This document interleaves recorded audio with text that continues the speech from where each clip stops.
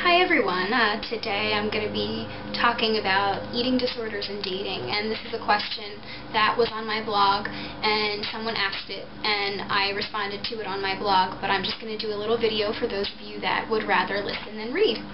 The question was, when you were dating, at what point did you feel it was appropriate to bring up your eating disorder? I don't want a guy to think I'm being deceptive or closed off, because realistically my eating disorder is a pretty big part of my past, and not talking about it at all can get difficult. But I really don't want to scare him off before he even gets to know me. Well, you've heard of intuitive eating. Try intuitive speaking. Seriously. I'm all about letting yourself feel when the time is right. You don't want to stress over how to tell and when to tell. When you are talking to the guy and something comes up that makes you feel like opening up, you will know. You might not even be talking. One day, when you're with him, you can just sense that the time is right. Maybe you're afraid that the time will never be right. If your mind really isn't telling you to speak, then just hold off. Go with your intuition, and wait as long as you feel is necessary. If you've entered into a serious relationship with him months down the road and still haven't felt the time was right, then you'll need to analyze your feelings and fears, but chances are that this won't happen. There are the inevitable worries, like that someone may think you have too much baggage, and there's the plain and simple fact that telling someone about your eating disorder is a weird thing to just bring up. But if you're feeling receptive towards the person, you will know when to tell and what to tell. And if the person doesn't accept it as part of you or thinks it's too much baggage, then he or she isn't the person for you. I know that kind of sucks, but it's true. You'll want to be with someone who can understand and support you. With my husband, when he wasn't my husband, I told him almost randomly. Not nonchalantly, but just as part of conversation. I didn't sit him down and tell him I needed to tell him something serious. I just felt that the time was right, and the words rolled out of me. I remember it pretty well. It was really early on in our relationship. We were lying in bed, not ready to sleep or do anything, just talking and holding each other, really enjoying the moment, sharing little pieces of ourselves. And I said, "I'll tell you something you don't know about me yet." We were still learning things about each other. I suffered from anorexia, and I'm doing okay now, but it was really difficult in the past. And then he just looked at me, as a man will when you say something like that and he cares even remotely about you. And he looked like he wanted to hear more of the story, obviously. So I just kind of told him a little about how I was recovering and dealing with things, and that I considered myself to be doing really well, but that I still had a few weird habits, not behaviors. This was about 3 years ago. The best advice I can give you is not to think of it as something shameful. It's part of your past, and its remains are still part of your present. It's like someone you're dating telling you about his or her childhood and how his or her father died and what happened to the person from there. Just a different situation. My husband back then, after I told him that, he was great and it wasn't a big deal at all. And what's most interesting to note is that he told me something about his past. It was a big thing to him, same as my past. Everyone has something they are worried about sharing.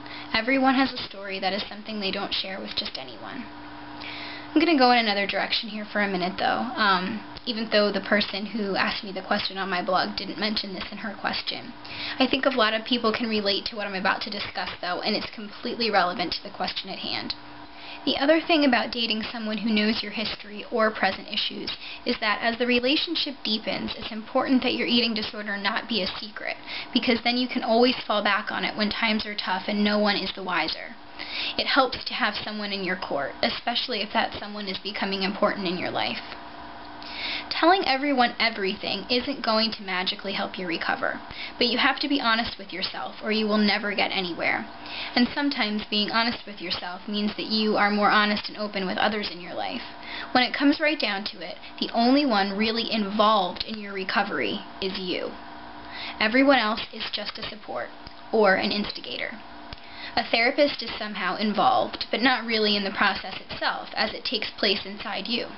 A therapist is only involved in helping and supporting you and offering knowledge. A significant other is somehow involved, but not really in the process itself, as it takes place inside you. A significant other is only involved in helping you and supporting you. So much of eating disorders are tied up in secrecy, whether it's about secrets you hold inside of you or keeping the eating disorder secret and thereby hanging on to it and maintaining control. You don't have to come clean about every little thing in order to recover, in order to date someone or maintain a stable long-term relationship. There is secrecy that stems from saying that the past is past and there is moving on. They are very different. If you feel like you are keeping something hidden and can't get past it, and if keeping it from certain people hinders your recovery or makes it easier for you to fall back on the eating disorder, then it's secrecy. If you have done things in the past but don't go into detail about them with people in your life and you are trying to get past them and are not keeping them a secret for the sole purpose of falling back on them, then perhaps it's not important you spill the beans about it all. Does that make sense? I'm fairly open when it comes to my past eating disorder behaviors and such, but I didn't make it a point to tell everyone in my life everything I ever did or struggled with. As long as I'm being honest with myself, and I could be honest with myself and determine if I was strong enough to plot ahead without going into detail about things, then it was good. If I was honest with myself and thought that I was holding things in for a particular reason, then I needed to assess that and go from there. But back to the main concerns. People worry about how to tell romantic interests. Does it need to be verbal, person to person, written down, a letter, an email, by bringing the new person to therapy with you? I think it needs to be done in whatever way is going to make you feel better and more comfortable. You need to be comfortable with it, but you also need to take the plunge sometime and put your real self out there. People want to date a real person, not a fake one. And remember, the anticipation of telling someone is so much scarier than the actual conversation itself. How many times do we worry about something that is impending, that we become stressed and upset and nervous and scared, but then when the actual situation is over, realize that it wasn't nearly as bad as the build-up? Our emotions are what make us afraid. Relief will follow. I'm recovered, and in my opinion, recovery is a personal journey, and no two journeys are alike. So in order to fully recover, you need to work within yourself to do what feels right to you.